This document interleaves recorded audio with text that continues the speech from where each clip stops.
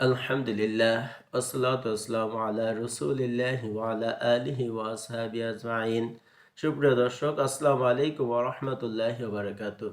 আজ আমি আপনাদের সম্মুখে ইসলামের দৃষ্টিতে জন্ম নিয়ন্ত্রণ এ বিষয়ে উপর মহাগ্রন্থ কোরআন এবং রাসূল সাল্লাল্লাহু আলাইহি সাল্লামের কয়েকটি হাদিস নিয়ে আলোচনা করব ইনশাআল্লাহ। জন্ম নিয়ন্ত্রণ বর্তমানে বহুল প্রচলিত একটা শব্দ, যার অর্থ সন্তান জন্মগ্রহণ নিয়ন্ত্রণে রাখা।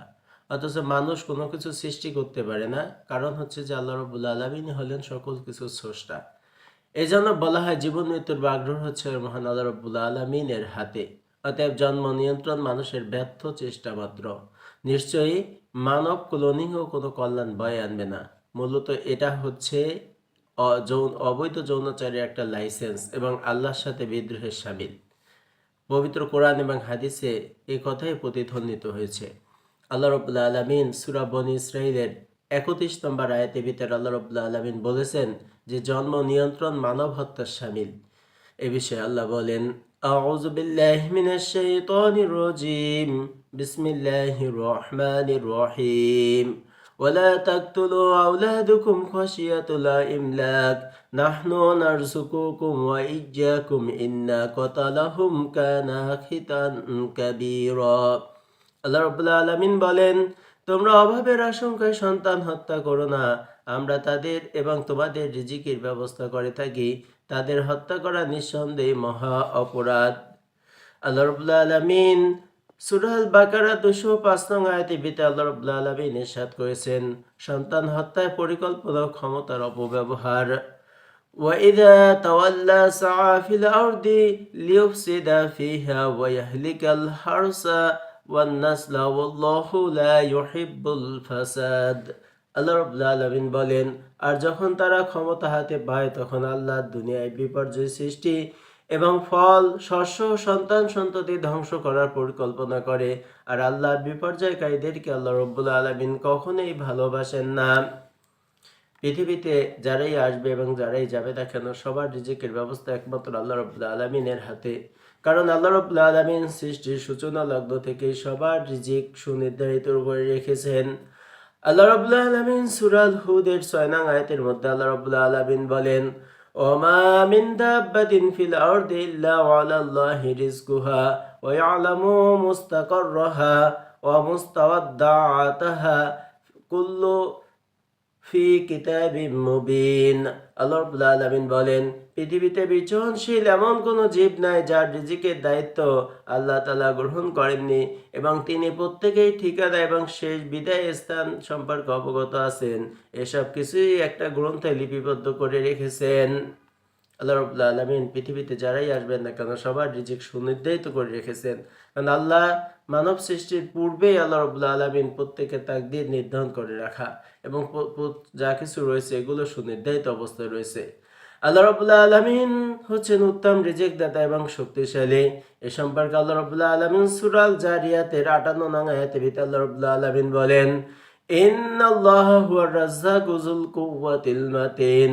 নিঃসন্দেহে আল্লাহ তাআলা হচ্ছেন রিজিক দাতা, তিনি মহা শক্তিশালী এবং মহা পরাক্রমশালী। আল্লাহ রাব্বুল আলামিন হলেন সর্বময় শক্তির অধিকারী। সুতরাং প্রত্যেকের রিজিক যেহেতু সুনির্ধারিত, তাই কাউকে আশা এগুলো বন্ধ করা এটা হচ্ছে ইসলামে আল্লাহ রাব্বুল আলামিন এর হুকুমের বরখেলাপ করা। রাসূল সাল্লাল্লাহু আলাইহি সাল্লাম এ প্রসঙ্গে সহিহ মুসলিম শরীফের মধ্যে বর্ণিত একটা হাদিসে এ বিষয়ে গুরুত্ব আরোপ করেছেন যে জন্ম এবং মৃত্যু এটা হচ্ছে আল্লাহর হাতে। عن أبي سعيد الخدري رضي الله تعالى عنه قال سئل رسول الله صلى الله عليه وسلم عن الأزل فقال ما من كل ماء يكون الولد وإذا أراد الله خلق شيئا لم يمنعه شيء। হযরত আবু যর গিফারী রাদিয়াল্লাহু তাআলা থেকে বর্ণিত একটা হাদিসে রাসূল সাল্লাল্লাহু আলাইহি সাল্লাম তিনি বর্ণনা করেছেন, তাকে মহানবী সাল্লাল্লাহু আলাইহি সাল্লামকে আজল করা সম্পর্কে জিজ্ঞেস করা হলে তিনি বললেন, সবটুকু পানিতে সন্তান সৃষ্টি হয় না। আল্লাহ যখন সৃষ্টি করতে চান তখন কোনো কিছুই উহা রোধ করতে পারে না। অর্থাৎ সামান্য বীর্য ব্যতীত হলেও সন্তান হবে। তাহলে কেন অনর্থক আজল করতে চাও? আর আজল বলা হয় হলো যে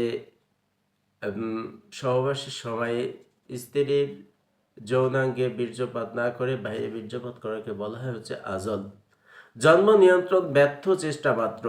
এ প্রসঙ্গে মুসলিম শরীফে একটি হাদিসে বর্ণিত হয়েছে যে আন আবি সাইদুল খুদরি রাদিয়াল্লাহু তাআলা ক্বালা আসাবানা সাবাবা فكنا نعزل ثم سألنا رسول الله صلى الله عليه وسلم عن ذلك فقال لنا وإنكم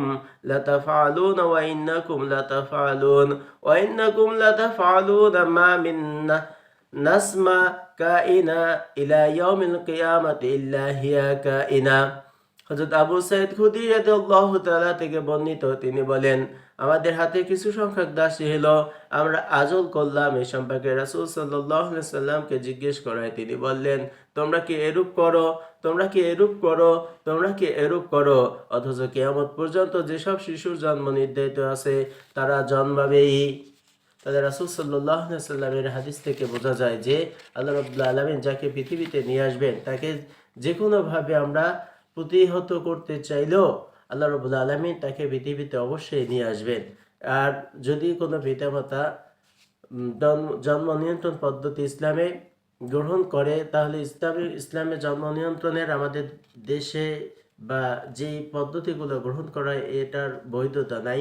তবে যদি এমন অবস্থায় হয় যে যদি কোনো মা তার জীবন শঙ্কায় থাকে, অথবা সে যদি তার বাচ্চার দুগ্ধদানের ক্ষেত্রে, দুধ প্রদানের ক্ষেত্রে যদি তার ঝুঁকি থাকে অথবা তার প্রাণনাশের আশঙ্কা থাকে, তাহলে কিছু কিছু উলামায়ে কেরাম এ বিষয়ে উপর তারা বলেছেন যে তারা আজল করতে পারে, অর্থাৎ এই জন্ম নিয়ন্ত্রণ পদ্ধতি গ্রহণ করতে পারে। এছাড়া কোনো অবস্থায় স্বাভাবিক অবস্থায় জন্ম নিয়ন্ত্রণ করা বা যে পদ্ধতিগুলো অবলম্বন করা হয় এটা ইসলামে বৈধ নয়। আল্লাহ রাব্বুল আলামিন আমাদের সবাইকে এই পবিত্র কোরআনের এই হাদিস এবং রাসূল পবিত্র কোরআনের এই আয়াত এবং রাসূল সাল্লাল্লাহু আলাইহি সাল্লাম এর হাদিসগুলোর উপর আমল করার তৌফিক দান করুন। ওমা তৌফিক ইল্লা বিল্লাহ ওয়া আখিরু দাওয়ানা আনিল হামদুলিল্লাহি রাব্বিল আলামিন। আসসালামু আলাইকুম ওয়া রাহমাতুল্লাহি ওয়া বারাকাতুহু।